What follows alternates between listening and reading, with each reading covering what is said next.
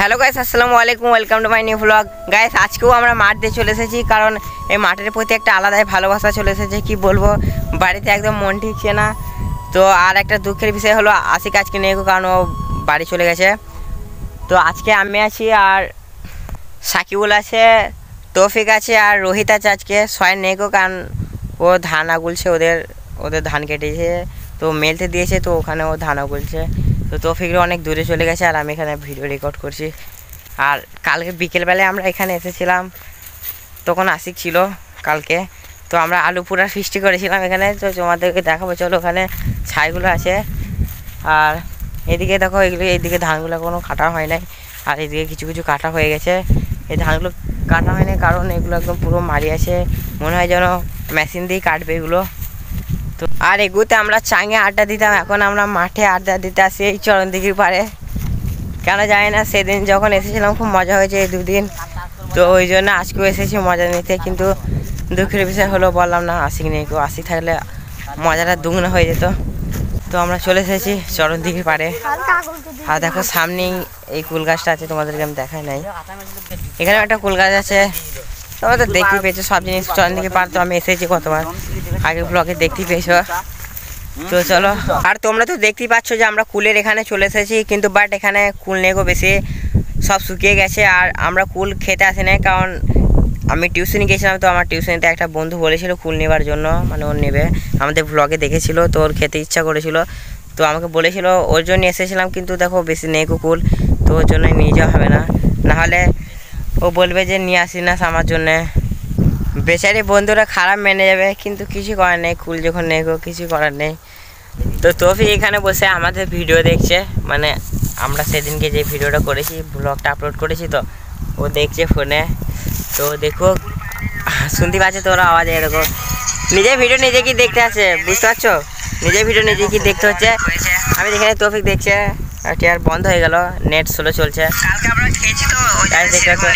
ব্রাইটনেসটা কম আছে, দাঁড়াও আমি ব্রাইটনেসটা বাড়াই। তৌফিক দেখছে ওর ফোনে আমাদের ভিডিওটা, আর ও ভিডিওটা দেখার কারণ হচ্ছে, তৌফিক ভিডিওটা দেখছে এই জন্য, কারণ ভিডিওটার মধ্যে একটা সাইডে আছে, তো ওই সাইডটা খুব ভালো লেগেছে। আর আমি সাইডটা এককভাবে স্ট্যাটাসভাবে আমি ফেসবুকে আপলোড করেছি, তো ওর দেখে খুব ভালো লেগেছে, তো ওই সাইডটা দেখার জন্যই ও আরও ভিডিওটা দেখছে। আর এই পুকুরটা দেখো, কারণ আমি এই চরণদিঘির পাড়ে এসেছি, কিন্তু বাট এই পুকুরটা আমি তোমাদেরকে একদম দেখাই নাই ভালো করে। তো এই পুকুরটা তোমরা একবার ভালো করে দেখো, অনেকটাই বড়, এখান থেকে পুরো একদম ওই মাথা অবধি আছে। তো এই পুকুরটা পুরো পানাতে ভর্তি হয়ে গেছে, আর এই পুকুরে অনেক মাছও আছে। আর এই যে চরণদিঘির পাড়টা তোমরা দেখছো এখন এরকমভাবে, কিন্তু এগুতে আলাদা রকমের ছিল, এগুতে একটা আলাদাই ছিল। কি বলবো, ওই যে সামনে যে একটা পাড় আছে, ওই পাড়ের ওখানে কত গাছ ছিল, কি বলবো তোমাদের, একদম পুরো একটা আলাদাই লেভেলের জায়গাটা ছিল, এত সুন্দর লাগতো দেখে। তো গাছগুলো সব কেটে দিয়েছে, এই জায়গাগুলো এইদিকেও ছিল গাছ, কিন্তু এখন নেই গো, তো এখন একটা খোলামেলা লাগে। আর আমি চলে এসেছি এখন কেলেনের এখানে, আর এই যে সামনে দেখতে পাচ্ছি এটা, এখানে সুরজরা কদিন আগে মাছ ধরছিল, শীতকালে মাছ ধরছে, বুঝতেই পারছো। আর একটা কথা, তোমাদের মধ্যে অনেকজনাই আমাকে কমেন্ট করে বলে যে তুমি রোজ এরকম কেন ভিডিও আপলোড করো না। তো আমি চাই রোজ এরকম ভিডিও আপলোড করতে, কিন্তু বাট মেন কথা হচ্ছে আপলোড করার যে নেটটা লাগে, ওই নেটটা আমার কাছে নেই গো, কারণ আমার কাছে ওয়াইফাই কিছুই নেই গো। আর আমাকে যখনই আপলোড করি, আমি যখনই ভিডিও আপলোড করি, তখনই আমাকে নেট মেরে আপলোড করতে হয়। তো যখনই আমার কাছে টাকা থাকে, তখন টাকা দিয়ে নেট কিনে তখন আপলোড করি। কি করবো বলো, কিছু করার নেই, কারণ ওয়াইফাই নেই গো ঘরে। আর আমি ভিডিও বানাতে পুরো এদিকে চলে এসেছি, আর তৌফিকরা আছে ওই সামনে। আর এখনই হাসান এলো, কারণ ও সয়েলের কাছ থেকে খবরটা নিল যে আমরা মাঠ দিয়ে এসেছি ঘুরতে। তো হাসান এসেছে ওখানে, আর রোহিতের সাথে হাসান এখন খেলা করছে। আর হাসানদের বাড়িতে একটা বন্ধু এসেছিলো, বন্ধুটার নাম হচ্ছে বিট্টু। তো বন্ধুরা যখন এসেছিলো অনেক মজা হচ্ছিলো, তোমাদেরকে দেখিয়েছি একটা মিনি ব্লগে, দেখবি বন্ধুটার সাথে দেখা হয়ে গেছে। তো এই বন্ধুটার বাড়ি হচ্ছে কুড়ুই, তাদেরকে একটা মজা ইন্টারেস্টিং জিনিস দেখাবো। তৌফিকরা দেখো আমার ব্লগ ভিডিওটা কেমনভাবে দেখছে, দেখো সবাই মিলে। তো গাইস তোমরা দেখতেই পাচ্ছ ওরা কেমন দেখছে ভিডিওটা, ওরা অনেক মজার সাথে দেখছে ভিডিওটা। এরকম যদি অডিয়েন্স এখনও 4-5টা হয়ে যায়। তৌফিকরা এখানে ভিডিও দেখছিল, আর দেখো সাপের খোলস দেখো একটা, দেখো এটা হচ্ছে গোখরো সাপের খোলস। তো ওই জন্যই বলি যে এই মাঠ দিয়ে আসা ঠিক না, সবাই মানা করছিল যে এদিকে এসো না, এদিকে অনেক সাপ থাকে।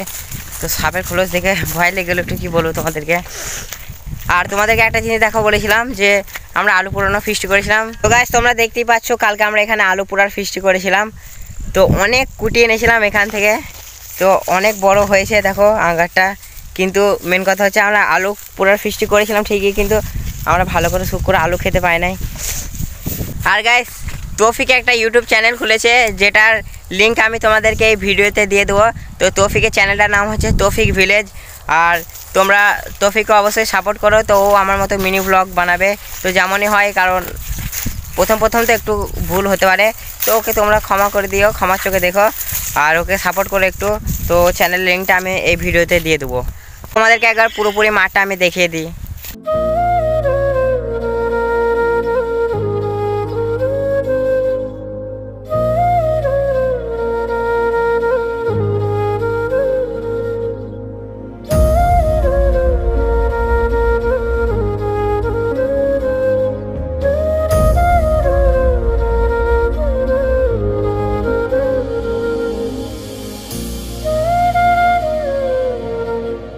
আর গাইস তোমরা তো দেখতে পেলে মাঠের ধানগুলো কেটে মাঠটা অনেক ফাঁকা হয়ে গেছে। আর আমি এদিকে মাঠ দেখাচ্ছিলাম, আর এদিকে দেখছি সুরজ চলে এসেছে বালতি নিয়ে। কি করি বালতিগুলো নিয়ে? গরুকে পানি দেখাবে, মানে গরু তো অনেকক্ষণ ধরে খাচ্ছে কিন্তু পানি খায় নাই, তো ওকে পানি খাওয়াতে এসেছে।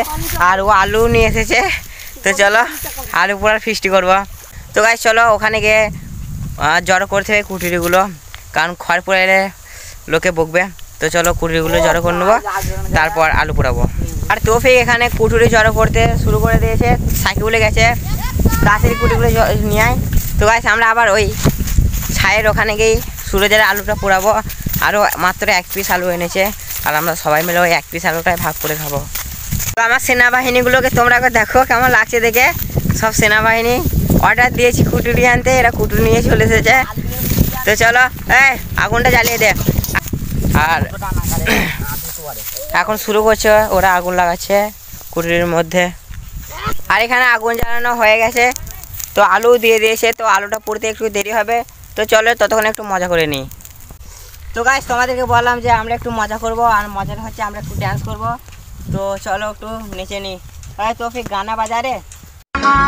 ठुमक ठुमक जब हिट छे तू पहाड़ी बाटोमा, छम छमा पायल घुंघरू बजन त्यार खुटमा, लाल त्यार कंगना हाथ में चूड़ी छनहरा, लाल त्यार कंगना हाथ में चूड़ी छनहरा, चुनरी तेरी आए हाय चुनरी तेरी चमकनी गुलाबी शरारा, अरे चुनरी।